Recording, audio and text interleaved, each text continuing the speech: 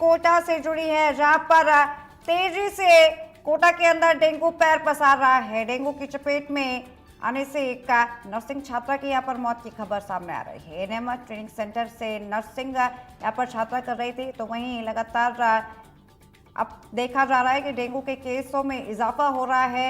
उदयपुर जयपुर के बाद अब कोटा के अंदर भी कई मामले देखने को मिल रहे हैं, तो वहीं प्रशासन अब यहाँ पर सख्त नजर आ रहा है। तो वहीं शिक्षा नगरी कोटा में तेजी से डेंगू पैर पसार रहा है। आतंक का अंदाजा आप इस तौर पर लगा सकते हैं कि डेंगू की चपेट में आने से नर्सिंग छात्रा की ही मौत हो गई है। एएनएम ट्रेनिंग सेंटर में बतौर छात्रा नर्सिंग कर रही थी और डेंगू इस वक्त इतने ज्वलंत रूप में है कि यहाँ पर नर्सिंग, मेडिकल, स्वास्थ्य संबंधी कर्मचारियों को भी इससे निजात नहीं मिल पा रही है। डेंगू की चपेट में आने से नर्सिंग छात्रा की यहाँ पर मौत हो गई है। तो वहीं एएनएम ट्रेनिंग सेंटर से नर्सिंग छात्रा कर रही थी।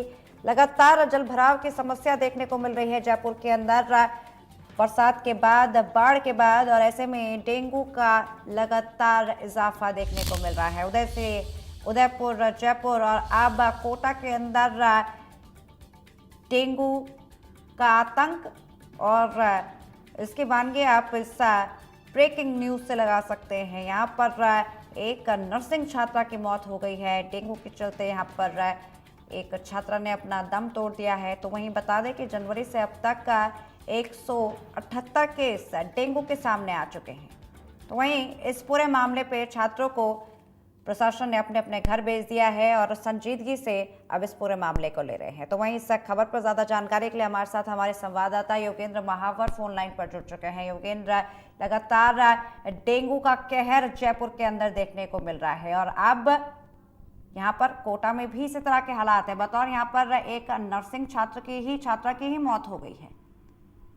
बिल्कुल, निश्चित तौर पर डेंगू पिछले साल जिस तरह से कोटा में उसने हाहाकार मचाया था और जिस तरह से उन्होंने लोगों को अपनी चपेट में लिया था, उसका कुछ असर इस साल भी देखने को मिल रहा है। जनवरी से अब तक 178 केस डेंगू के जिले में सामने आ चुके हैं और सबसे गंभीर बात और ये है कि इसमें एक छात्रा की मौत हो चुकी है, जो एक दुखद घटना है।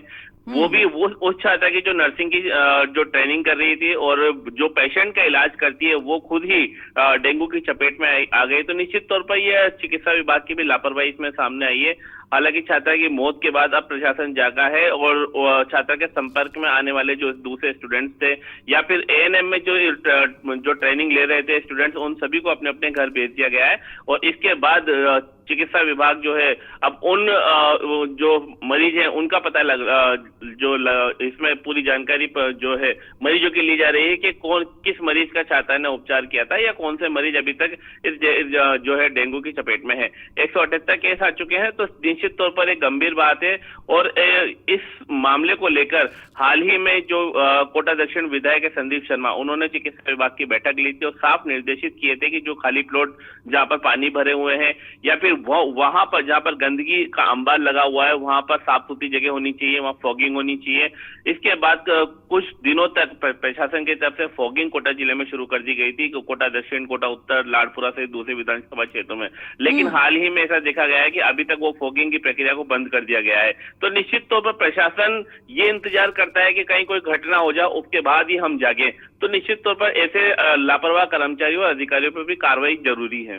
बिल्कुल, कार्रवाई भी यहाँ पर जरूरी है। और जिस तरह से डेंगू के यहाँ पर केसेस में लगातार इजाफा देखने को मिल रहा है, ये कहीं ना कहीं प्रशासन की पोल भी खोल रहा है योगेंद्र। निश्चित तौर पर प्रशासन की पोल हर बार खुलती है, चाहे वो बारिश का समय हो, चाहे दूसरे आपदा की बात हो, तो प्रशासन की पोल लगातार खुलती है। लेकिन ये गंभीर बात है कि एक छात्रा की मौत हो जाती है, उस छात्रा की मौत जिसने नर्सिंग की ट्रेनिंग ले रही थी। और गंभीर बात है कि उसकी तबीयत खराब हो गई थी, लेकिन प्रशासन ने उसकी तबीयत पर ध्यान नहीं दिया, अब तक की जो जानकारी में सामने आया है। तो निश्चित तौर पर ये गंभीर बात है। दूसरे स्टूडेंट्स को खतरा ना हो, इसको ध्यान में रखते हुए प्रशासन ने कहीं ना कहीं अब ठोस कदम उठाना शुरू कर दिया है। जिस तरह से केसेस सामने आ रहे हैं, उम्मीद ये जताई जा रही है, संभावना ये भी बन रही है कि अब ये केसों की संख्या बढ़ सकती है, क्योंकि 178 केस आना कोटा जिले में कोई मामूली बात नहीं है। पिछले साल भी इस तरह के केसेस सामने आए थे जिसने लोगों को अपनी चपेट में ले लिया था डेंगू। लेकिन आज भी कोटा शहर की अगर स्थिति की बात की जाए तो कई ऐसी जगह जहां पर आज भी कई सालों से खाली प्लॉट पड़े हुए हैं, जहां पर कोई निर्माण नहीं हुआ। उन प्लॉटों में बारिश का पानी जमा हो चुका है, लेकिन अभी तक प्रशासन ने उन प्लॉटों के जो ठेकेदार हैं या फिर जो मालिक है उन पर किसी भी तरह की कोई कार्रवाई नहीं की है। तो वही निश्चित नकेल तौर पर कसना अब यहाँ पर जाकर रह गया है योगेंद्र, वही नकेल कसना यहाँ पर रह गया है। इसी वजह से यहाँ पर अब प्रशासन जाग रहा है जब केसेस इतने बड़े लेवल पे पहुंच गए हैं, और खासतौर पर आम बात नहीं है ये कोटा के अंदर। बहुत बहुत शुक्रिया योगेंद्र आपका इस पूरी खबर पर जानकारी पेश करने के लिए।